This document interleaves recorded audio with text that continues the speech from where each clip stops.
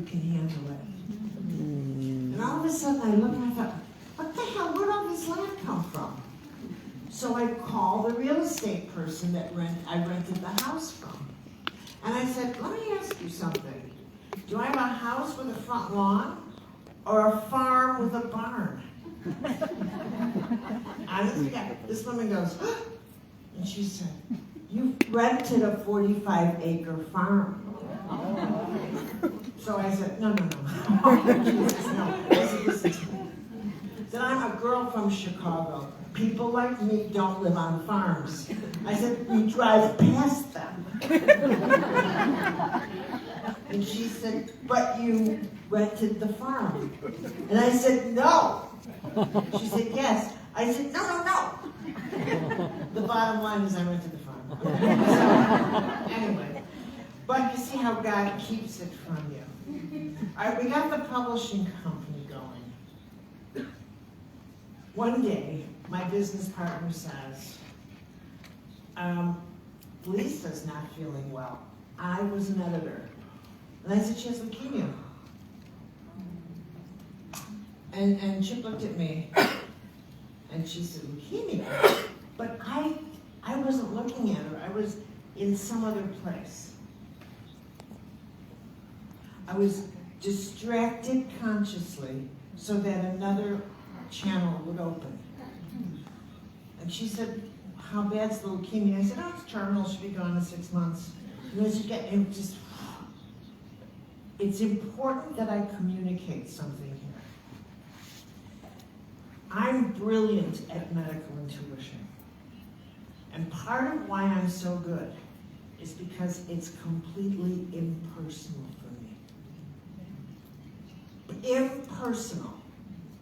And somehow or other, I got that at the very beginning when I opened up, was that the way heaven works is that there's nothing personal about life unless you take it personally. I'm going to say this again, because I could save your life with this truth. That's how big it is. This is not your universe. This all belongs to God. Number 2, nothing about this universe was designed for you, but everything is yours. Number 3, the moment you say, this isn't fair, you've just fucked up big time. Remember I said that. What does fair mean? Now, as a medical intuitive, I will tell you if you want to hemorrhage your energy, and I'll discuss, we're going to go into all of that. The way you start losing your power and beginning the journey of suffering is that you decide something's not fair. You decide. Where do you get off with that? And I'm serious. Because what you're saying to God is, you've screwed up. I'm not happy enough. My life's not working out. I've had this horrible experience. To which the universe is going to say, well, what? Oh, excuse me. We'll design a life where you get everything you want, and all the bad things happen to everybody else. How many times I've done a reading, and I said to someone, you have an illness, and their response is, I can't believe this happened to me. To me. To me. Who did you expect it to happen to? What? That person. That person. Okay. Where suffering comes from, people, is that you write your own rules of life the way you want life to be instead of the way life is. Parents, you will lose children. Not because something shouldn't happen, but because that's life. Children have always died before their parents. My mother lost her son. There's always some kind of rupture in the system. What protects you is not all the crap that you're going to tell yourself so that you think you're protected and you're special. What protects you is bowing your head and becoming humble. Humble. Where you say, whatever happens to anybody can happen to me. There isn't a neighborhood I could live in, or amount of money, or a designer clothing, or anything that can protect me from experiencing. These days, people name their children sunshine, meditation, karma, and all kinds of...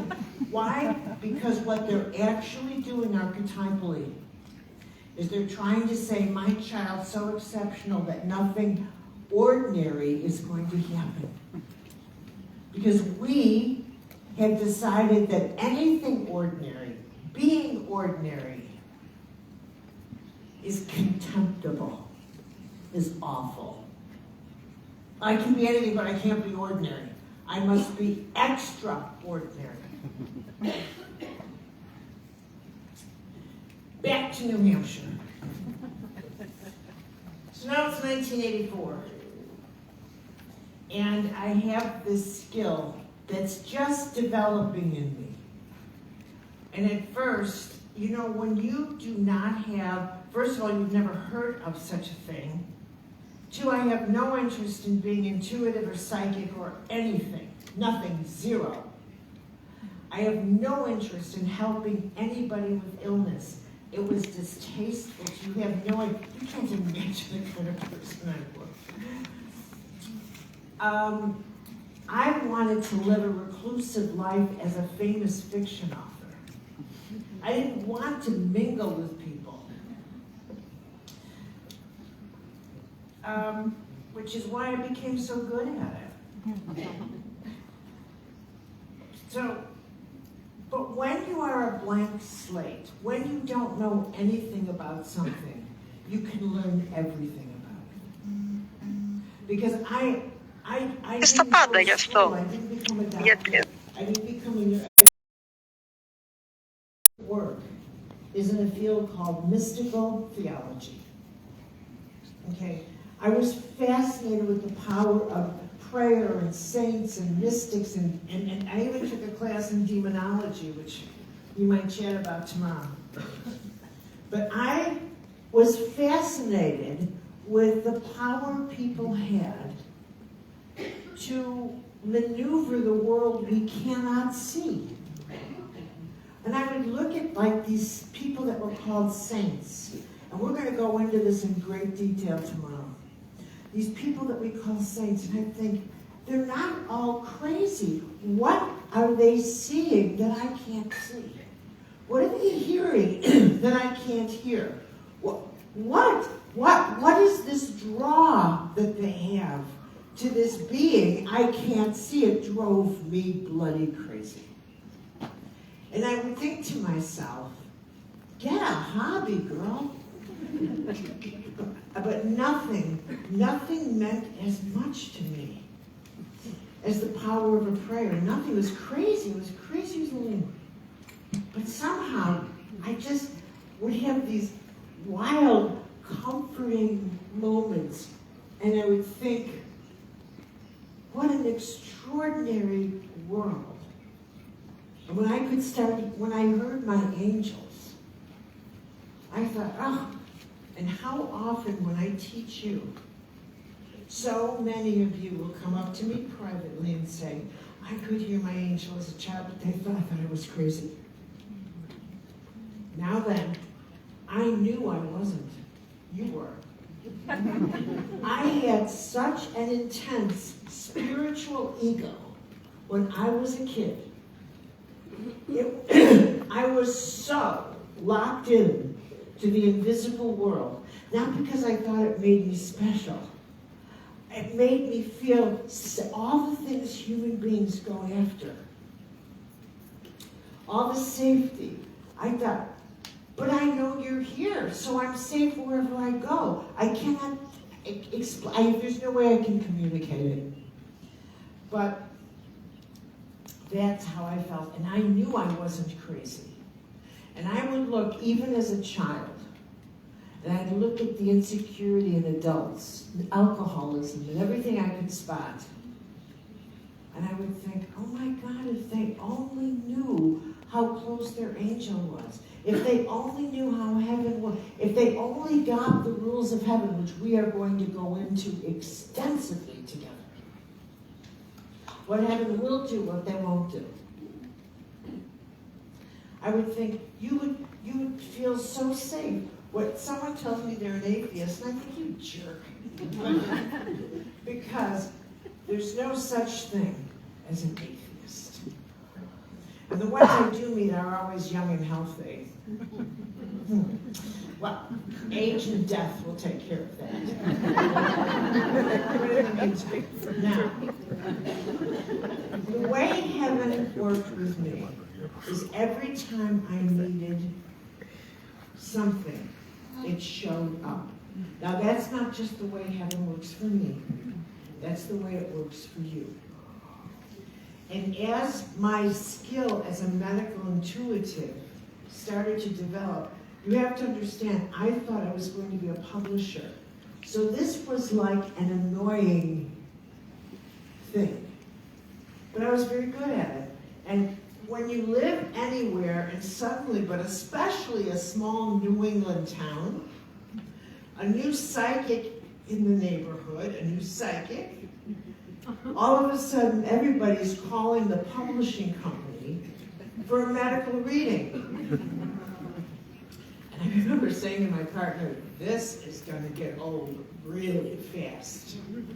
But I had appointments booked for 6 months. That's how fast. Now, at first, and this is really, for me, very important, I was interested in helping identify how you were losing power. So I'm going to hit a pause button and now take you into a life lesson for you. Are you warm in here? Yes. Can we open a door, please? Get some air. I don't allow anyone to fall asleep in a workshop. Especially me.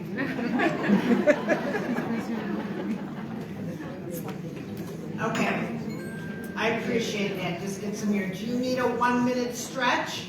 Yes. Just 1 minute. Don't you dare going into your next incarnation. Stand up, stretch, but this is not break time.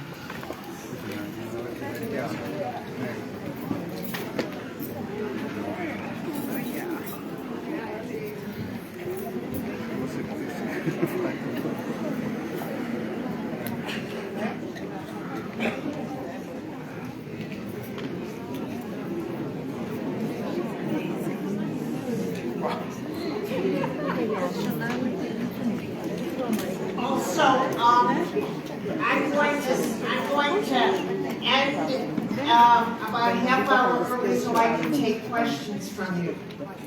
So if questions start occurring to you, put them down, and then I will open up the floor for questions at the end of our session today. Is that okay?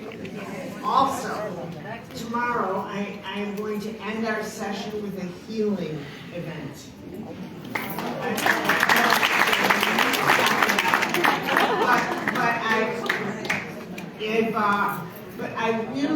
I'm going to just as a preliminary say to you that as we approach the last, how we'll close our session together tomorrow with a healing prayer, I hope you'll apply what we're talking about to yourself. And as we get to the power of fear, the power of what this does to your energy field, how it contaminates your capacity to allow healing to come into you. This is what I want you to focus on. You're not here just because I'm so much fun. You're here to really work. And now I want to tell you that truly I have come to believe that the only reason all of us has life at all is that we are on a journey to shift, to change from our love of power in the world.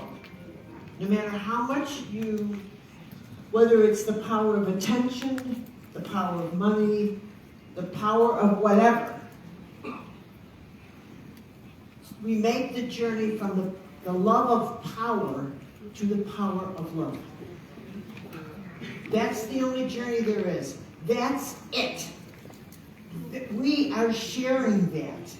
We are companions on this journey. And on this journey, Κάνουμε αυτό το ταξίδι μαζί και σε αυτό το ταξίδι τα εμπόδια, οι προκλήσεις που αντιμετωπίζουμε, σας το υπόσχομαι ότι είναι τα ίδια. Open our heart so huge so that we recognize when someone's on this challenge or someone's on that challenge. Okay? So I want you to just get, I'm on the bridge, and I'm going from my love of power, and as I will illustrate, it is your love of power and power struggles, etc., that causes you to hemorrhage your power. That's how you lose your power. Far more than germs. You will lose your power because you resent somebody. You will lose your power because you think you are entitled to something. You'll lose your power because of an addiction. I gotta have that. Gotta have what? Gotta have it. You'll lose your power. And that is far more toxic to you than cat food. Okay, so now, this is how heaven works. When you need something, not want, but need. So translate that. Exactly. When you need something, it's always taken care of. Now I want to explain how heaven works here. Because sometimes what we need falls outside of what we call our pleasure spectrum. Who needs a broken leg? Who needs Ignatius Loyola, right? That's exactly how we met God. We don't know what we need, but there's a real good chance we would never choose what we need. We choose what we want. And we always screw up. Okay, so when I was a baby medical intuitive, this is what happened.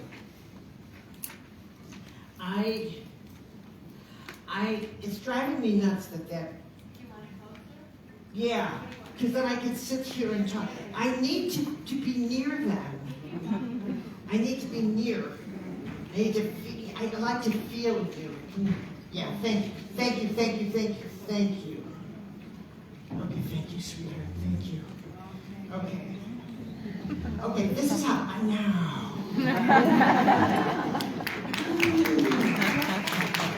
I like to feel like we're all in the same room and we're all around a fireplace. And we're all talking about the most extraordinary thing in the world. And that's how God is in your life. And all that you can do with that power when you realize it. And that how having this understanding. Whoa! Oh my God, there should be 1 million of you. Oh my God, there'd never be a divorce in the world. Thank you so much. Thank you so much.